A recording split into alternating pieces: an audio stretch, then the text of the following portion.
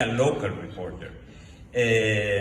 But Mexico is a democratic country where elections are held. We can say many times that holding elections does not suffice for a country to be considered democratic in its whole extension. But if we measure democracy by the safety of journalists, do you think that the country, that Mexico, is at risk? Who is responsible of this mess? Let me just start with a big context. Yeah, Mexico is a democracy, a young democracy, only 22 years old, but still a democracy. And Andrés Manuel López Obrador was elected by more than 30 million people, and that's something that we were not able to say before the year 2000, when the PRI, el Partido Revolucionario Institucional, stayed in power for 71 years. So yes, it's a fragile democracy, but still a democracy. Having said that, Mexico is without a doubt probably the most, or one of the most dangerous countries in the world to be a reporter and to be an independent reporter. As you mentioned, 5, probably 6 journalists have been killed in Ukraine. But in the first 3 months of this year, 8 journalists were killed in Mexico. 8 journalists. This is important. We are not talking about crimes committed by the government. No son crímenes de Estado. But still, the government does not have the capacity or the willingness to protect the journalists. Artículo 19, which is an organization that's done a fantastic job on protecting freedom of expression in Mexico, reported that since the year 2000, 153 journalists have been killed in Mexico, and only since Andrés Manuel López Obrador started in power in December 2018, 33 journalists have been killed. Again, the government is not responsible for these killings, but they haven't been able to protect them. And at the same time, López Obrador, with his mañaneras, this is something completely unusual, Borja.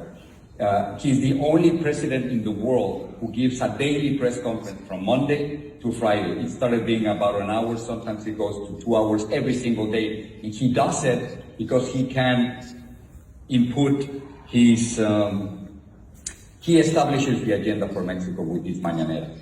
The mañanera, which means the early ones.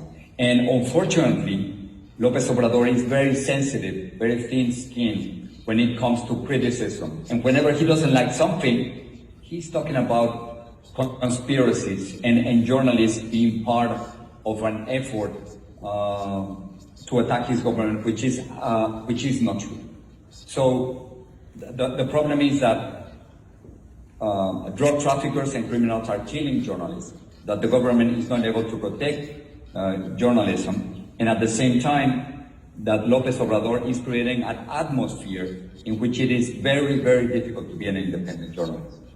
You were talking about las mañaneras, and you've been personally signaled by Andrés Manuel López Obrador in several occasions.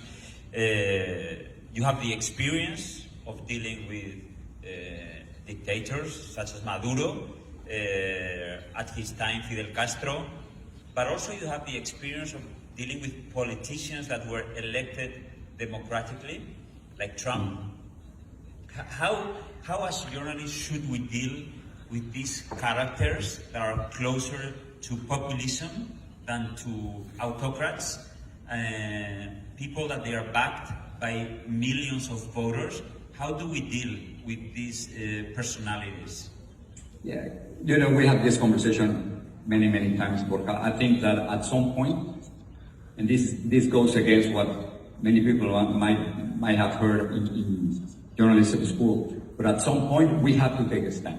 As journalists, we have to take a stand. Again, we have to report reality as it is, but sometimes when it comes to corruption, when it comes to crime, when it comes to violation of human rights, when it comes to dictatorship, we have to take a stand, because if we don't do that, then who's going to do it? That's precisely our job. And it doesn't mean that we have to be partisan. It doesn't mean that I have to be a Democrat or a Republican. It simply means taking a stand with democracy, taking a stand with human rights, taking a stand with the freedom of expression. That's our responsibility, and that's what we have to do. So when you have a politician like Donald Trump, who made racist statements, who has lied thousands and thousands of times, who is a danger to democracy. Even today, April 2nd, 2022, he still says that he won the election. I think we have our responsibility is to constantly say that he is lying, that it is not true. And if he's going to run for president again in 2024, we have to constantly remind the audience what has he done in the past. And